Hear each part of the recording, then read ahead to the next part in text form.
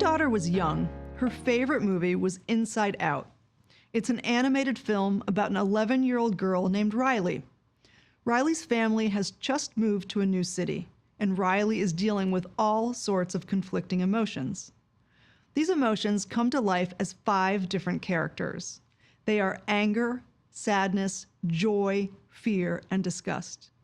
The 5 emotions have to figure out a way to work together to help Riley make good decisions and navigate her world. My daughter is now a teenager and she still loves watching Inside Out. The humor is not lost on me because my daughter displays way more than 5 emotions at any given time. But it's not just a teenage thing. Psychologists believe that there are 27 distinct human emotions that affect our everyday experiences. In fact, our emotions are so nuanced that we don't always have the words to describe them, much less manage them. This can make things tricky in the workplace. Imagine walking around, repeating out loud the nonstop conversations going on in your head. Your coworkers might be confused or even offended. You might even surprise yourself by what comes out of your mouth. All of this is normal. We all have this kind of running commentary going on in our minds.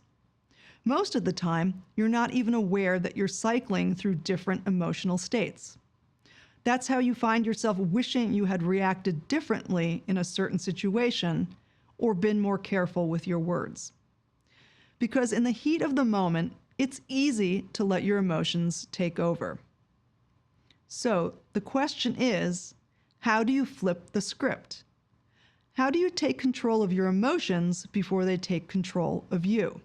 I'm not suggesting that you need to suppress your emotions at work. Not only is that unhealthy, but it also creates a barrier to communication and collaboration. The goal, then, is not to suppress your emotions, but to change your relationship that you have with them. Think of yourself as Riley and observe your emotions as if they were characters on a screen. Notice how they make you feel. Does your heart race when your boss asks you to speak up in a meeting? Do you get hot under the collar when a coworker disagrees with you?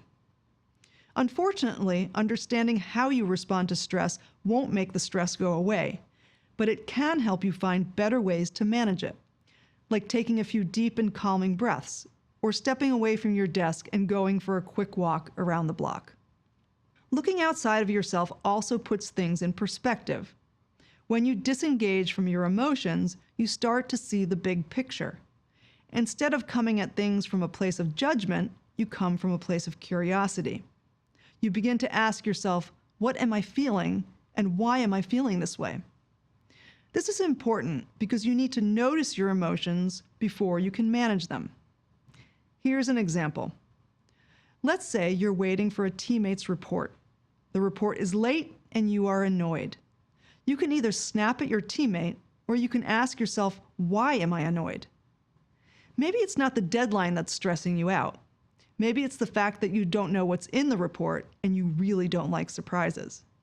If that's the case, isn't it better to acknowledge that you feel more anxious than annoyed?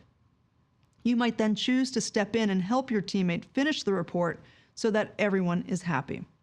The point is this: we all deal with uncomfortable feelings, even in the workplace, and that's okay.